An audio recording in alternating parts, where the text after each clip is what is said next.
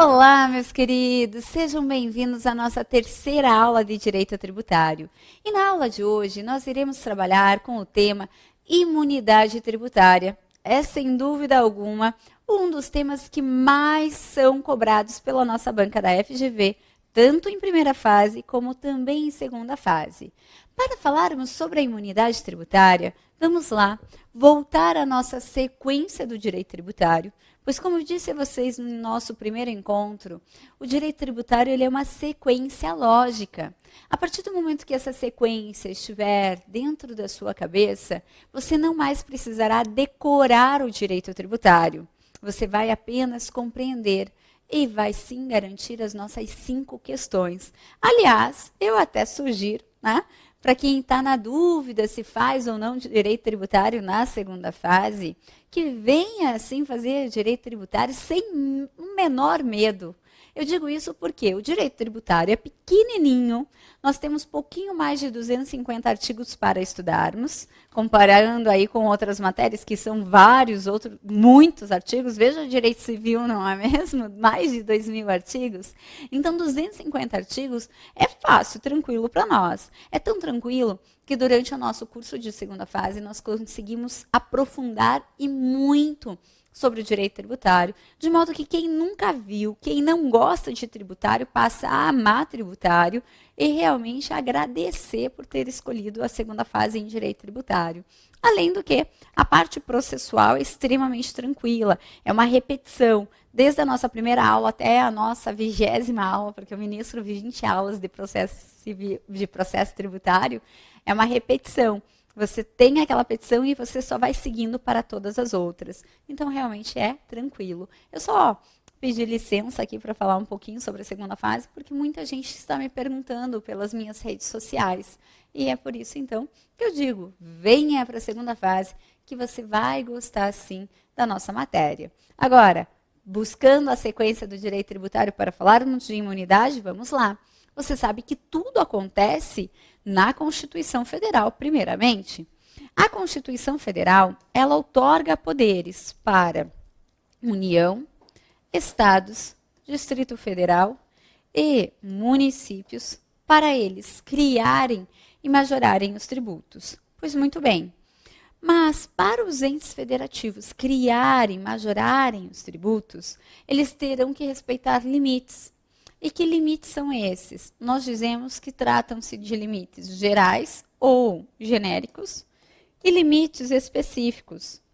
Por limites gerais, temos o respeito a toda a Constituição Federal, inclusive a DCT, de modo que nenhum tributo poderá ser criado em desrespeito à nossa Constituição Federal e também em desrespeito à DCT.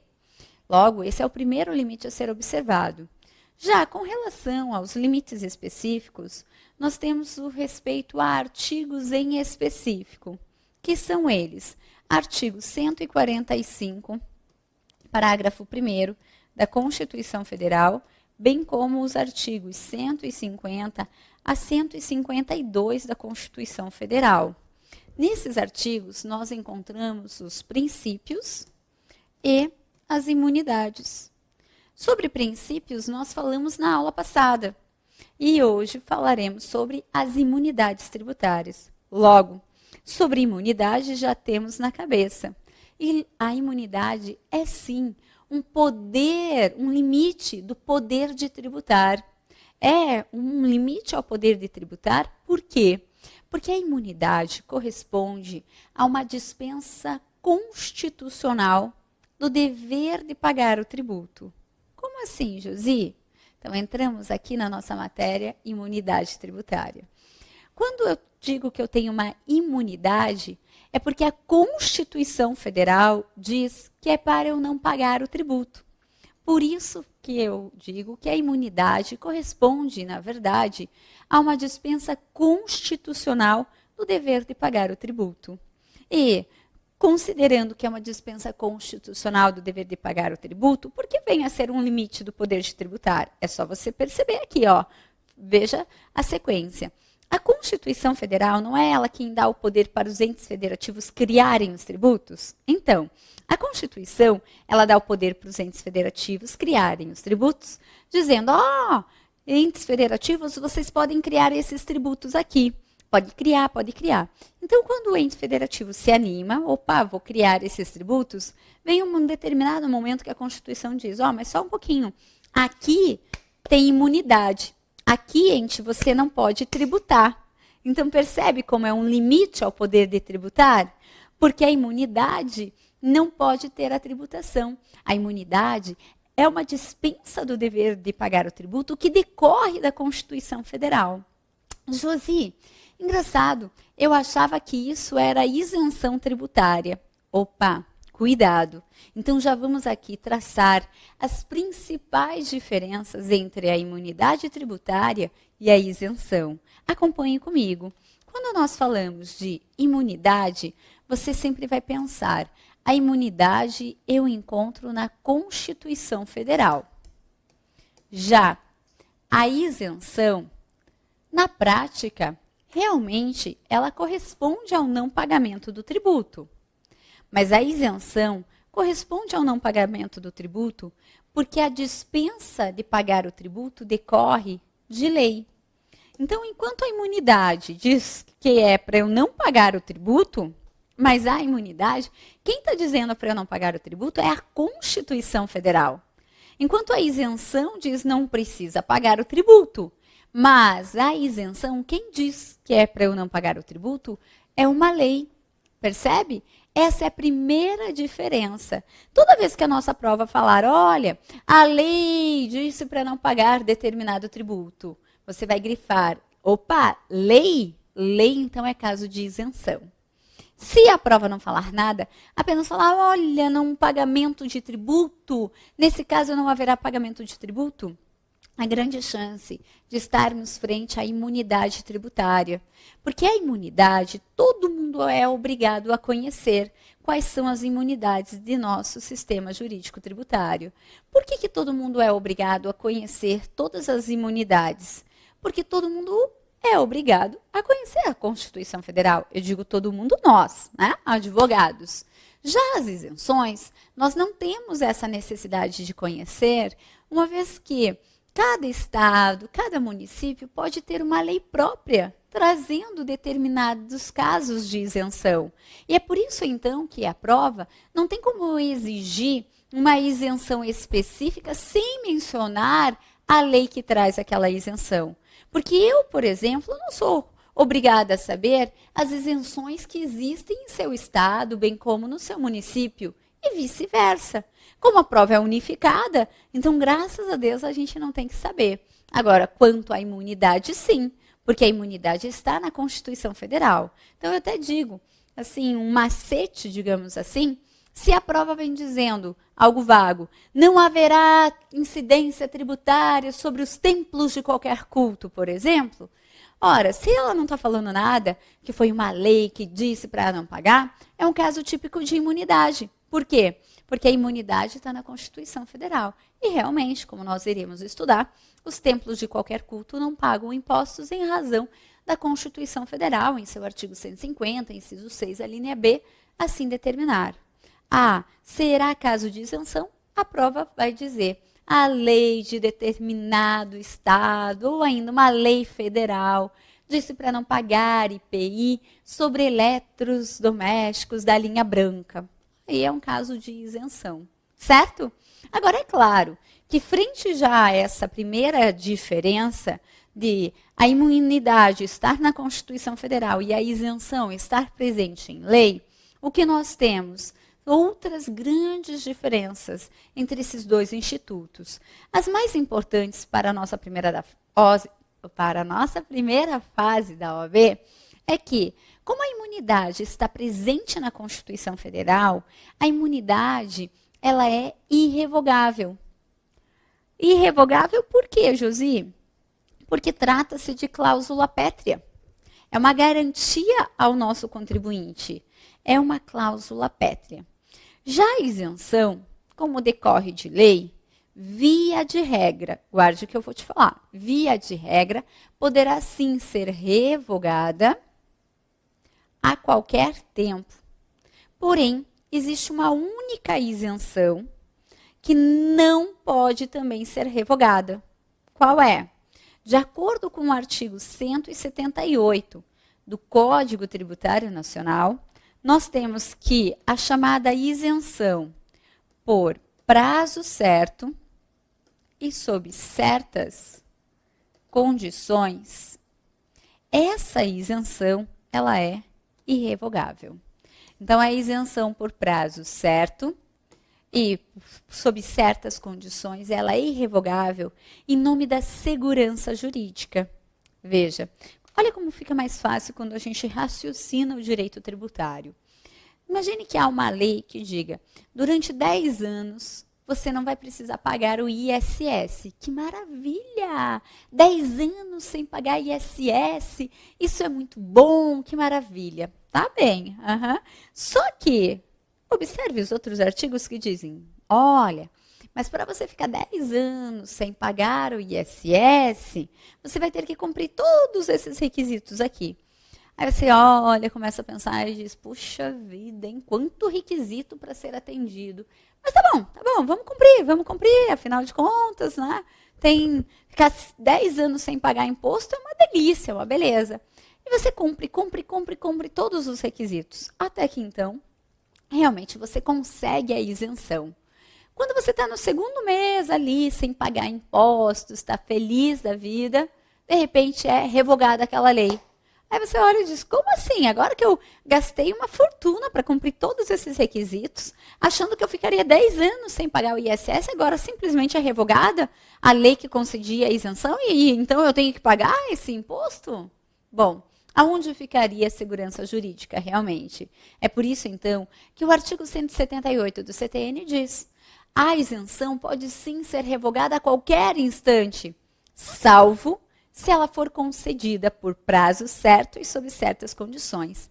Essa isenção ela é irrevogável. E nesse sentido, nós temos ainda a súmula 544 do Supremo Tribunal Federal, que diz exatamente isso, que a isenção por prazo certo sob certas condições é irrevogável. E uma terceira e última grande diferença, para depois então falarmos tão somente da imunidade tributária. A terceira grande diferença que pode aparecer na nossa primeira fase da OAB é que quando eu vou interpretar uma imunidade tributária, eu poderei me valer de todos os métodos de interpretação utilizados no direito. Como assim, Josi? Ora, na imunidade eu posso me valer de todos aqueles métodos de interpretação, desde o método literal, ao teleológico, sistemático, extensivo, restritivo, ampliativo. Então, todos os métodos de interpretação, eles podem ser utilizados frente a um caso de imunidade tributária. Mas, quando eu estou frente a um caso de isenção tributária, o artigo 111 do CTN determina que eu só poderei interpretar de forma literal. O que significa dizer uma interpretação literal? A interpretação literal é aquela que eu olho para a lei e eu interpreto exatamente como está escrito na lei. Exemplo, a lei determina que se eu importar helicóptero, eu não vou pagar imposto de importação. Ok, mas eu agora vou importar um avião. Será que eu tenho que pagar um imposto de importação? Com certeza. Mas a lei diz que quem importa helicóptero não paga imposto de importação? Quem importar helicóptero não vai pagar imposto sobre importação. Mas você vai importar avião, você tem que pagar imposto de importação. Mas como? Se os dois voam, por que o avião também não tem essa isenção? Avião é avião, helicóptero é helicóptero. E frente a um caso de isenção, eu irei interpretar de forma literal. Certo? Tranquilo aqui, meus queridos? Pois muito bem. Agora que nós comentamos sobre as principais diferenças entre imunidade e isenção, vamos nos atentar, sim, às imunidades existentes em nosso ordenamento jurídico, porque elas, como eu já disse, aparecem muito em primeira fase do exame de OAB. A imunidade, ela pode ser classificada de duas formas. Quais sejam? Nós temos uma chamada imunidade específica e temos uma imunidade denominada de genérica. Ora, o que é a imunidade específica? A imunidade específica, como o próprio nome já diz, ela corresponde à imunidade de um tributo em específico. É quando a Constituição Federal, ela diz, não incidirá esse tributo aqui em específico. Então, eu digo, é uma imunidade específica, porque é daquele tributo em específico. Exemplo, vamos lá. O artigo 155, parágrafo 2º, inciso 10 da Constituição Federal, traz imunidades específicas referente ao ICMS. Já na linha A do artigo 155, parágrafo 2º, inciso 10, nós temos que não incidirá o ICMS sobre mercadorias e serviços que se destinem ao exterior. Isso é um caso de imunidade específica. Não vai incidir o ICMS sobre mercadorias e serviços que se destinem ao exterior. Percebe? Ainda, a título de exemplo, menciono o que nós temos lá no artigo 149, parágrafo 2º, inciso 1 da Constituição Federal, que diz: não incidirá contribuições sociais e contribuições de intervenção no domínio econômico sobre receitas de exportação. Como assim, Josi? A Constituição está dizendo, não vai incidir contribuição social e nem contribuição de intervenção no domínio econômico sobre receitas de exportação. Aqui é uma imunidade específica de quais tributos? Da contribuição social e da contribuição de intervenção no domínio econômico. Então, essa é a chamada imunidade específica, quando a Constituição diz especificamente qual é o tributo que não vai incidir. Ora, observe ainda o detalhe. A imunidade específica, ela pode, sim, alcançar qualquer espécie tributária, desde que haja, é claro, previsão na Constituição Federal. Como assim? É muito comum as pessoas falarem que as imunidades são apenas para os impostos. Isso é mentira. As imunidades podem alcançar qualquer espécie tributária, desde que haja previsão na Constituição Federal. Atualmente, nós só não temos imunidade para 2 tributos. Quais sejam? Nós não temos imunidade para as contribuições de melhoria e nem para empréstimo compulsório. Tirando essas 2 espécies tributárias, nós temos imunidade para todas as demais espécies, como impostos, taxas, contribuições sociais. Então, hoje só não há imunidade para contribuição de melhoria e para empréstimo compulsório. Ô, Josi, mas por que tanta gente diz que não há imunidade, que a imunidade é só de impostos? É por conta da imunidade genérica. A imunidade genérica, essa sim, essa é apenas para impostos. A imunidade genérica, ela está no artigo 150, inciso 6 da Constituição Federal. E guarde o que eu vou te falar para a tua vida, Job. Tudo, mas exatamente tudo o que está no artigo 150, inciso 6 da Constituição Federal, é só de não pagar impostos. Por quê? Porque a imunidade genérica, ela só alcança os impostos. Então, a imunidade genérica é só de impostos realmente. Bom, e sem dúvida alguma, as imunidades genéricas são as que mais aparecem em nossa primeira fase da OAB. Portanto, eu convido vocês, sim, para irmos lá no artigo 150, inciso 6 da nossa Constituição Federal. E eu costumo dizer que quem tem imunidade genérica tem sorte na vida. Sorte na vida de não pagar impostos. Vai dizer que não é verdade? Quem não paga imposto tem sorte na vida.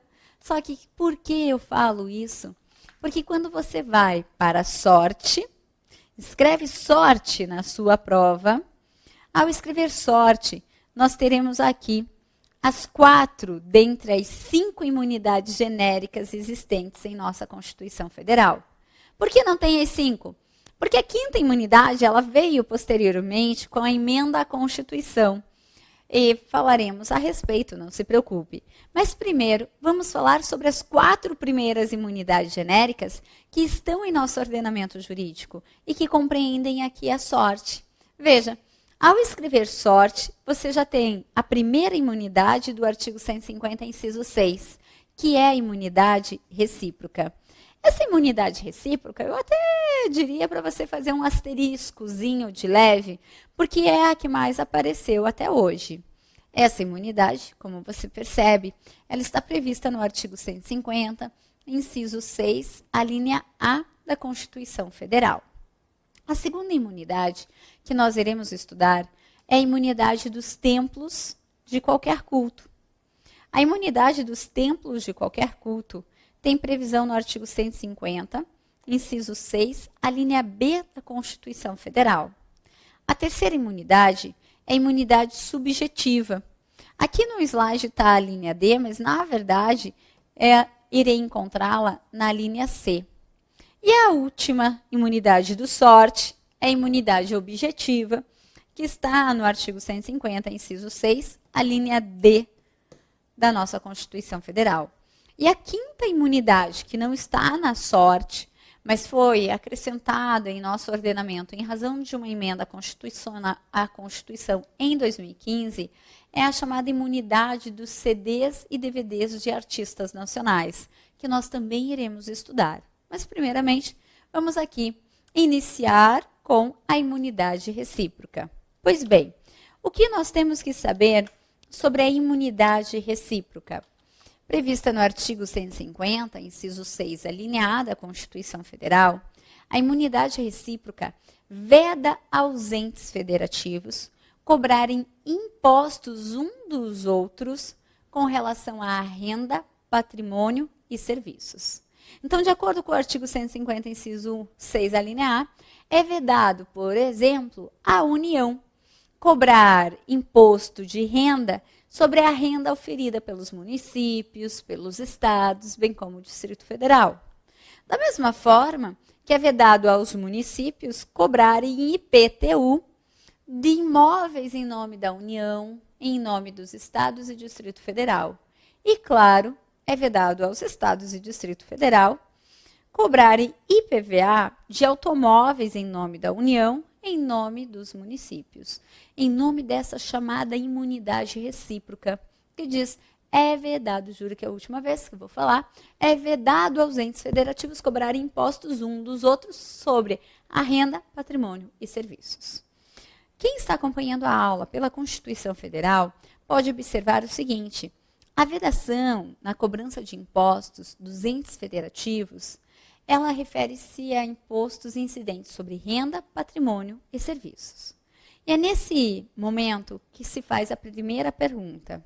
Josi, e quanto aos demais impostos que não incidam necessariamente sobre a renda, patrimônio e serviço? Haverá essa imunidade? Como assim? Não entendi. É que hoje nós temos vários impostos. Impostos que vão incidir sobre renda, patrimônio e serviços, mas temos vários outros que não incidem necessariamente sobre uma renda, ou patrimônio ou serviço. A exemplo, do imposto sobre importação, que vai incidir sobre a importação, do imposto sobre exportação, que vai incidir sobre a exportação, o IOF, que incide sobre operações financeiras. Então, nós temos vários outros impostos que não incidem necessariamente sobre a renda, patrimônio e serviços. E a primeira pergunta que se faz frente à imunidade recíproca é essa. Ô Josi, e quanto aos outros impostos que não incidam sobre a renda, patrimônio e serviço, os entes federativos terão que pagar? O Supremo Tribunal Federal, ele julgou essa pergunta, esse caso, e disse: os entes federativos estão imunes, via de regra, a todos os impostos. Então, primeira observação. Os entes federativos, via de regra, estão imunes a todos os impostos, independentemente de incidirem sobre renda, patrimônio e serviço, são todos os impostos. Certo? Aí já vem a outra dúvida. Josi, mas eles não vão pagar os impostos, certo? Exato. E as outras espécies tributárias? As outras terão que pagar.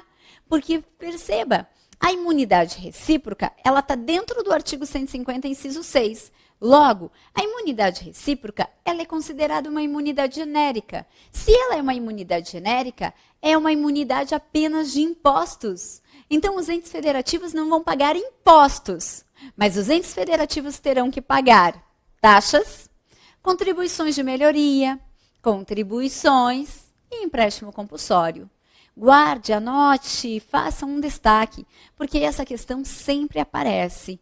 Os entes federativos, via de regra, não pagam impostos, em razão da imunidade recíproca, mas terão que pagar as demais espécies tributárias. Ok. Agora, Josi, diga. Você disse que via de regra quer dizer que tem alguma exceção aí. Exatamente. Né? Você já está se acostumando com o nosso direito tributário, você sabe que sempre existe uma exceçãozinha ou outra, e aqui não seria diferente. O que nós temos de exceção? Nós temos quando o assunto é imposto indireto. Opa, para tudo. E vamos abrir um parêntese. Quando nós falamos de impostos, nós temos uma classificação que os divide em impostos denominados de diretos e impostos indiretos. Então, essa é a classificação dos impostos. O que seriam esses impostos diretos? Os impostos diretos são aqueles que, entre a ocorrência do fato gerador e o dever de pagar o tributo, a obrigação tributária, não existe intercalação de sujeitos. De modo que aquele que pratica o fato gerador é exatamente aquele que tem o dever de pagar o tributo. Exemplo, para você compreender, é o que ocorre no IPTU, no IPVA, no ITR, no ITCMD, no ITBI. Como? Quem pratica o fato gerador é justamente quem tem que pagar o tributo. Veja o caso do IPTU. Vem cá. Qual é o fato gerador do IPTU? Ser proprietário de imóvel urbano. Quem é que pratica, então, o fato gerador do IPTU? O proprietário do imóvel urbano. E quem é que paga o IPTU? O proprietário do imóvel urbano. Então, quando o fato gerador é praticado justamente por aquele que tem o dever de pagar o tributo, eu digo que o tributo é direto. Com relação ao tributo direto, a imunidade recíproca, sim, alcança todos os impostos, como nós acabamos de mencionar. Então, o ente federativo não vai pagar nenhum imposto direto em razão da sua imunidade recíproca. Mas quando o assunto é imposto indireto, nós temos um posicionamento do Supremo Tribunal Federal que é muito utilizado na prática e que já caiu em primeira fase do exame da FGV e que muitos candidatos, infelizmente, erraram. E você não vai errar. Veja, o que é esse tributo indireto? Para eu saber sobre essa imunidade. O tributo indireto é aquele que, entre a ocorrência do fato gerador e o dever de pagar o tributo, a obrigação tributária, existe sim a intercalação de sujeitos. O que é essa intercalação de sujeitos? Nesses chamados, denominados tributos indiretos, existe a possibilidade do repasse do encargo financeiro para o próximo da cadeia. Como assim, Josi? Aquele que pratica o fato gerador, ele pode repassar o encargo financeiro para o próximo da cadeia. De que modo? Ele embute no preço da mercadoria ou no preço do serviço o que ele pagou de imposto. Como exemplo de impostos indiretos, eu posso mencionar aqui o IPI, o ICMS. Esses impostos indiretos, eles podem ser repassados para o próximo da cadeia. De que forma? Ora, eu tenho o industrial, ele pratica o fato gerador do IPI, qual seja, realiza uma operação de industrialização de produtos, recolhe o IPI para a União, só que ele diz, eu não quero suportar esse prejuízo não, Então, o que ele faz? Ele embute o valor na mercadoria vendida. Como? Se ele teve que recolher, digamos, R$ 10 de IPI, porque ia vender a mercadoria dele por R$ 100, recolheu 10% de IPI. Então, ele recolheu R$ 10 de IPI para a União. Agora, ao invés dele vender a mercadoria dele por 100, ele repassa o IPI para o próximo da cadeia. Então, a mercadoria vai ser vendida por R$ 110. Isso significa ser um tributo indireto, porque ele vai sendo repassado para frente. E é claro, quem acaba suportando todo o encargo financeiro somos nós, consumidores finais. Para você compreender exatamente essa questão de tributo indireto, bem como a questão que irei falar a respeito da imunidade recíproca relacionada a esse tributo indireto, eu te convido para o nosso segundo bloco, em que eu irei montar uma cadeia de tributação indireta. Porque eu não quero que você decore, você tem que raciocinar. Combinado? Então vem comigo para o nosso segundo bloco. Não sai daí.